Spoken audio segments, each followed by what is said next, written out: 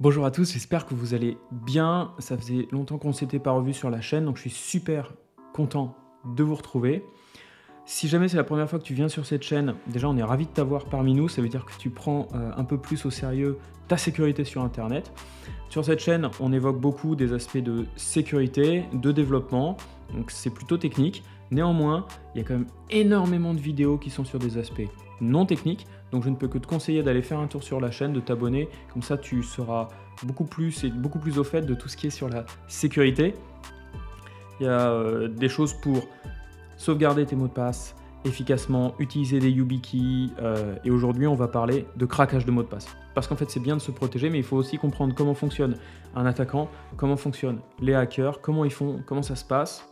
Je vais vous expliquer tout ça dans la vidéo, et en deuxième partie de la vidéo, on va le faire ensemble. Donc en sortant de la vidéo, tu sauras craquer des mots de passe, et ça c'est vraiment génial. Et à la fin, petite surprise, tu pourras télécharger quelque chose pour t'entraîner. Je t'en parle à la fin de la vidéo.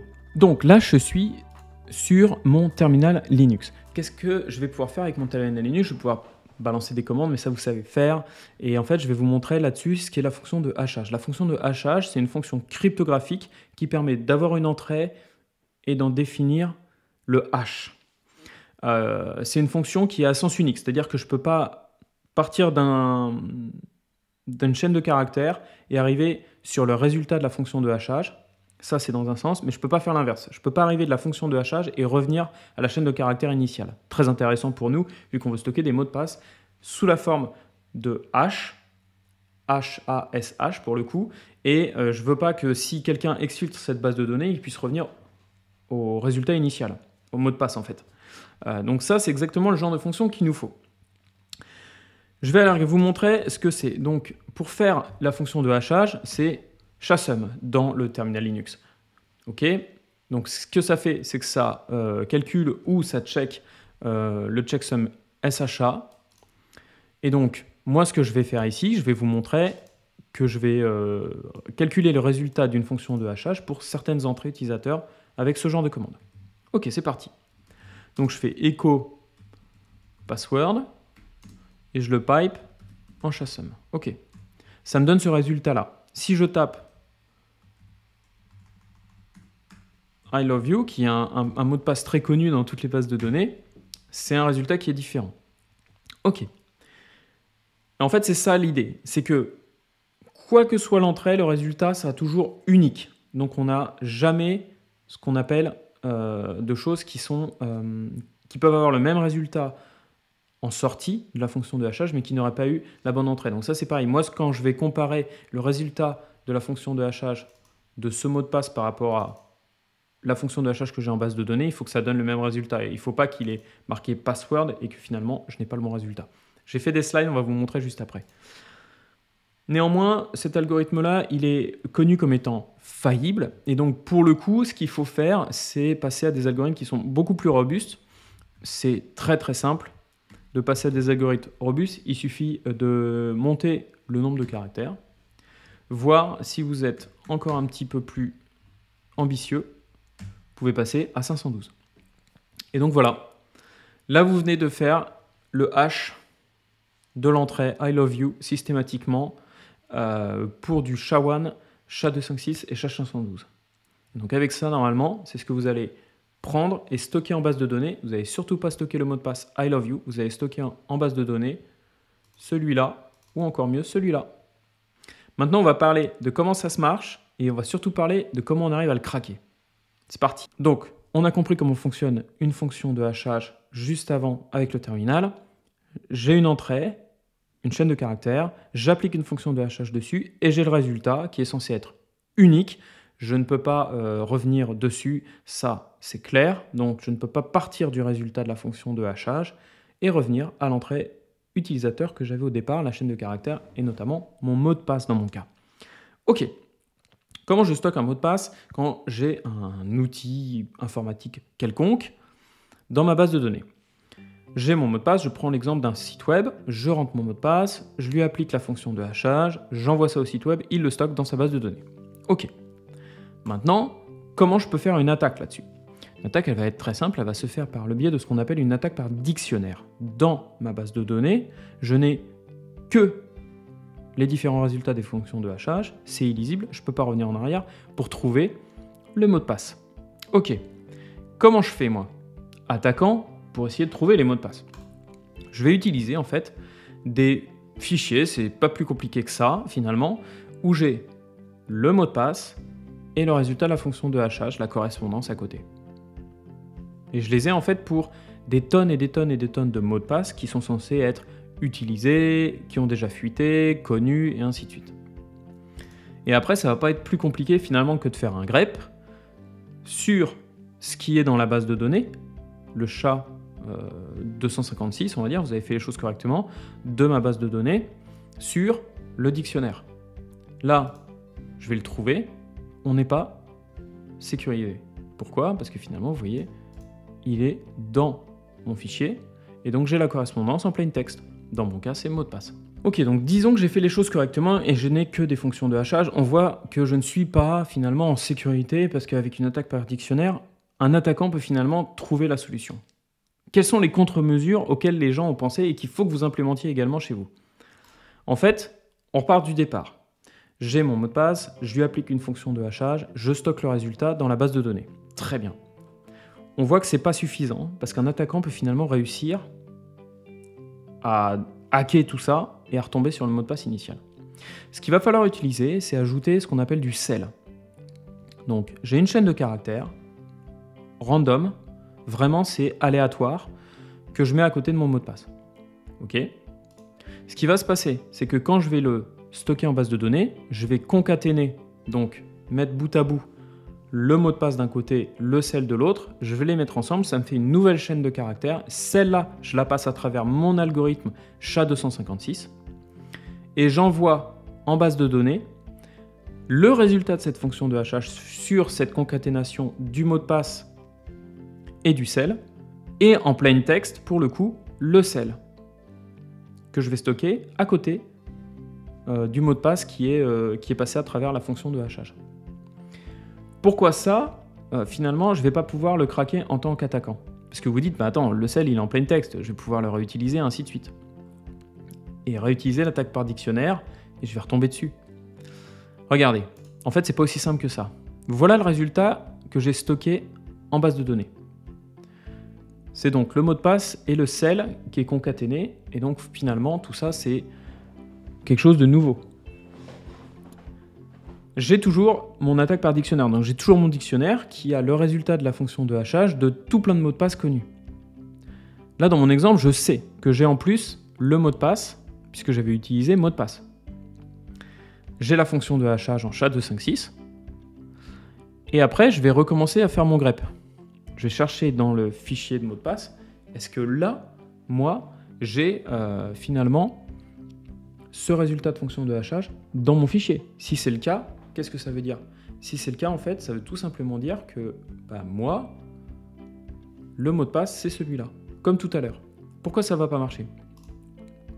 Je ne le trouve pas. Parce qu'en fait, ce qui s'est passé, c'est que c'est pas mot de passe, c'est mot de passe avec mon random string, mon sel.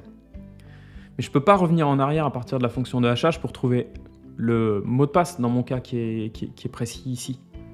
Donc je ne vais pas pouvoir lui mettre le sel à côté pour refaire dans l'autre sens. Et c'est ça qui fait que le sel, qui est random à chaque utilisateur, va me permettre de rester en sécurité et de ne pas me faire attaquer. En tout cas, on ne va pas pouvoir revenir en arrière, puisqu'en fait, je ne peux pas créer un dictionnaire pour la multitude de tous les mots de passe qui sont là, leur passer à chaque fois la fonction de hachage et puis après comparer. C'est pas possible de le faire pour tous les utilisateurs, puisqu'à chaque fois, il y aurait la multitude de mots de passe pour chaque utilisateur, puisque chaque utilisateur a un sel qui est random et je peux même le changer à chaque fois. Et donc c'est ça qui fait que c'est très sécurisé et que finalement une attaque par dictionnaire ne va plus fonctionner. Donc c'est ça qu'il faut que vous utilisiez et que vous implémentez dans vos applicatifs. Maintenant, je vais vous montrer comment on fait pour craquer des mots de passe tout de même avec John the Ripper, qui est un super outil pour ça et qui fait des attaques par dictionnaire. On va juste aller récupérer un dictionnaire, aller récupérer John the Ripper, vous créez 2 exemples et vous allez voir, on va le faire nous-mêmes et après vous pourrez même vous amuser à le faire de votre côté. On va faire ça dans la 3e partie de cette vidéo, le travaux pratiques. Allez, on s'y met, on se croirait presque à l'école dans cette vidéo. Donc maintenant, je suis sur mon ordinateur et là, vous allez voir, on va faire du John the Ripper. Je vous ai préparé tout ça dans un conteneur. Donc l'idée, ça va être de télécharger Docker si vous ne l'avez pas, de télécharger VS Code si vous ne l'avez pas, parce qu'on va travailler avec Docker. Donc il nous faut l'engine Docker et on va travailler au sein de VS Code parce que c'est ce qu'il y a de plus simple. On va travailler comme si on avait un terminal, mais on va être au sein du conteneur Docker. C'est quelques clics, c'est très facile. Si vous n'avez ni Docker ni VS Code, mettez en pause la vidéo, téléchargez-les, installez-les et vous relancez la vidéo juste après. Donc, j'ai Docker qui est installé, il est lancé. J'ai VS Code qui est installé et qui est lancé. Ce qui va être indispensable sur VS Code d'installer, ça va être 2 add-ons. Le premier add-on, c'est Docker, qui est là. Et le deuxième add-on, c'est celui-là, c'est Work as a Container. Donc, c'est pour travailler dans des conteneurs de façon distante. OK.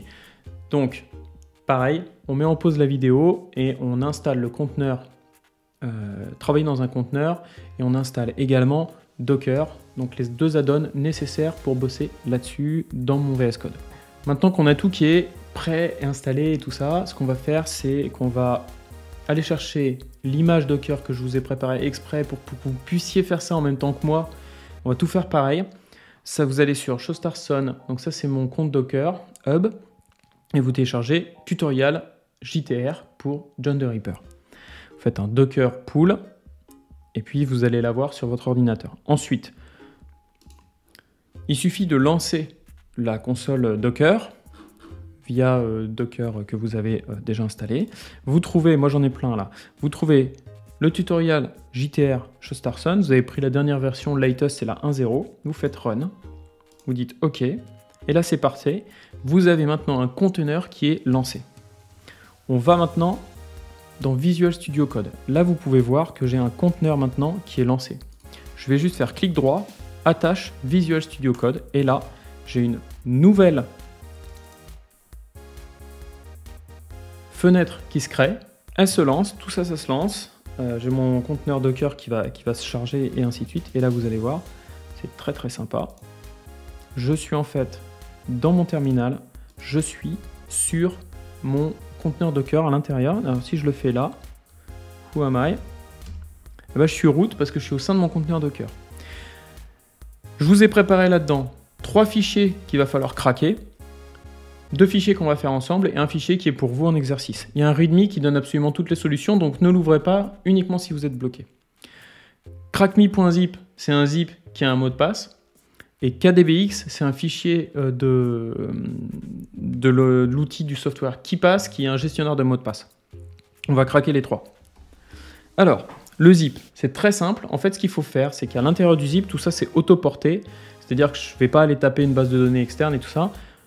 C'est la même façon que ce que je vous ai expliqué dans la présentation juste avant, c'est-à-dire que j'ai mon mot de passe, il y a un hash de mot de passe qui est stocké au sein du zip, au sein de la base de données KDBX.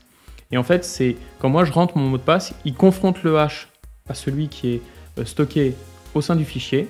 Et si ça marche, il me donne l'accès. Ok, on y va pour le zip. Vous allez voir, c'est parti. Je vais utiliser l'outil zip2john crackme.zip. Et ça, en fait, ça me sort le hash de mot de passe. Donc, je vais aller le mettre dans un fichier. Et donc, ça va être crackme.zip. Et là, je vais rajouter .h. Comme ça, c'est pas perdu. C'est déjà fait, c'est instantané. Si vous voulez aller voir ce qu'il y a dedans, bah, je vous encourage à vous poser la question, bah, qu'est-ce que je viens de faire? Donc, vous voyez, en fait, il y a un hash très simple. Maintenant, ce qu'on va faire, c'est qu'on va craquer ce mot de passe en utilisant John the Ripper et en utilisant une attaque par dictionnaire. On va prendre le truc le plus simple. Il va prendre son fichier de base. Tout est de base, John. Et là, ce qu'on va lui donner à manger, bah, c'est le hash qu'on vient de sortir du fichier zip. On va lui dire ça, on va dire, est-ce que tu as la correspondance en plain text? Instantané, il a utilisé sa liste, et là, il a trouvé tout de suite que le mot de passe, c'était I love you. Et à l'intérieur, donc, il y a password.txt. Vous voulez qu'on essaye? On essaye. C'est parti. Donc là, je fais unzip de crackme.zip, et il va me demander le mot de passe. Normal, je mets I love you. Et c'est parti, j'ai mon fichier, my password. Donc là, si je fais more mypassword.txt, vous avez le résultat. Voilà pour le zip. Super simple, mais ça permet de bien comprendre comment ça marche. Deuxième chose qui va être un petit peu plus compliquée, ça va être le KDBX. Le mot de passe est plus compliqué, on va utiliser une autre word list et ainsi de suite. Mais sinon, le principe est exactement le même. On va extraire le hash, on va le mettre dans un fichier et après on va travailler là-dessus avec John. Donc c'est pareil, KeyPassToJohn de crackme, là je vais faire easy.kdbx et je vais aller le mettre dans crackme-easy.kdbx.hash. Donc maintenant, je vais avoir mon fichier, celui-là, qui aura le hash du mot de passe. C'est fait. Je peux aller regarder ce qu'il y a dedans, si ça m'intéresse. C'est pareil, c'est un hash, tout ce qu'il y a de plus simple. Donc là, maintenant, je vais craquer le mot de passe. Donc je vais utiliser John de crackme.zip.hash. Bah non, cette fois-ci, je vais le faire sur easy.hash. Et donc je vais lui donner ça avec une word list bien précise qui est disponible et que je vous ai mis dans l'image conteneur. Je le lance et là c'est parti, il n'y a plus qu'à attendre que John fasse son travail. Et il est en train de tester chacune des entrées pour voir un petit peu s'il n'y a pas une correspondance. Puis normalement, d'ici pas longtemps, on devrait trouver le résultat. Le voilà, vous avez vu, c'est en live, ça a pris 12 secondes, c'est ultra rapide. Mais bon, le mot de passe, vous pouvez le voir, était super simple. Le mot de passe, c'est 1, 2, 3, 4. Donc ça va nous permettre, si je voulais ouvrir la base KDBX, on me demande un mot de passe, je mettrai 1, 2, 3, 4 et ça marche. Voilà comment ça fonctionne. Zip2John, on sort le hash. KeyPassToJohn, on sort le hash. Et après, on lance John sur le fichier en question. On lui met une word list si jamais on a envie d'avoir quelque chose de plus gros ou de plus resserré. Et puis, à ce niveau-là, ensuite, on laisse l'outil faire le boulot. Ça marche pour n'importe quoi. À partir du moment où vous vous dites, par exemple, moi, je sais que c'est 6 caractères, je sais que c'est des caractères de type numérique, ça va être excessivement rapide. Vous pouvez même générer vous-même le fichier si vous le souhaitez. C'est un petit script Python, je crois même que je l'ai sur mon GitHub. Allez faire un tour là-dessu si vous voulez le récupérer. Voilà à quoi ça sert, voilà comment ça marche. Ce que peut maintenant vous conseiller, ce serait de prendre la version difficile, crackme-hard.kdbx, et de le laisser tourner, d'utiliser peut-être d'autres word lists que vous pouvez récupérer, mais il y a celles qu'il faut dans le conteneur Docker. Et une fois que vous avez fait ça, vous me dites ce que vous en avez pensé, vous me dites si vous avez réussi. Si vous avez réussi, c'est génial. Voilà pour tout ce que vous aviez à savoir sur les mots de passe, comment les sauvegarder, comment ça fonctionne et surtout comment les craquer, comment fonctionnent les attaquants pour pouvoir mieux vous en protéger. C'est ça qui est super important. N'hésitez pas à tester vous-même. Je vous l'avais promis, une petite surprise en fin de vidéo. J'ai fait sur mon Docker Hub l'image complète que vous pouvez réutiliser pour faire exactement la même chose que dans cette vidéo. Donc téléchargez-la, utilisez-la, faites exactement la même chose que moi. Vous allez voir, c'est super simple, ça marche super bien. Je compte sur vous pour faire ça de façon responsable, bien sûr. C'est vraiment pour comprendre, pour apprendre. Mais c'est génial de voir que ça fonctionne.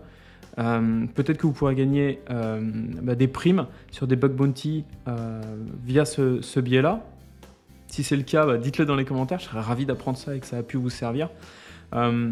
D'ici là, portez-vous bien. On se retrouve très vite pour d'autres vidéos. Je suis en train d'en tourner. J'ai plein d'idées dans la tête et pas assez de temps pour tout faire, malheureusement. Je me lance sur plein de projets. Donc, on se retrouve très bientôt.